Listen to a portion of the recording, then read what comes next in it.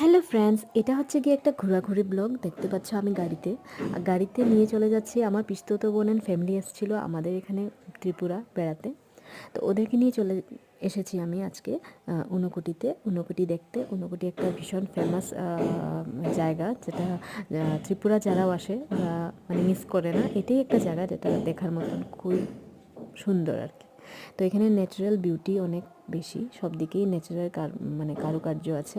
এখানে সিঁড়ির কারবার, যেখানেও যাও যে হাঁটতে পারে খুব ভালো, ওদের জন্য মানে খুবই ভালো। তো হেঁটে হেঁটে শুধু দেখা।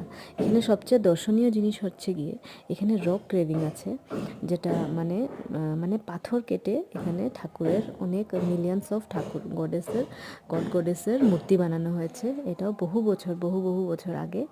এটা ঠিক আমি বলতে পারবো না, সব কিছু ডেসক্রিপটিভ বইতে লেখা আছে, তবে আমি ঠিক জানি না। তো এটাই আমি শুনেছি যে অনেক আগে এটা নির্মাণ হয়েছে।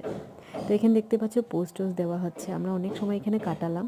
আর রিয়া আর দুষ্টু খুব খুশি, দুষ্টু এদিকে চলে যাচ্ছে দৌড়ে, ওর একটা ফ্রেন্ডকে নাকি ও দেখে নিয়েছে।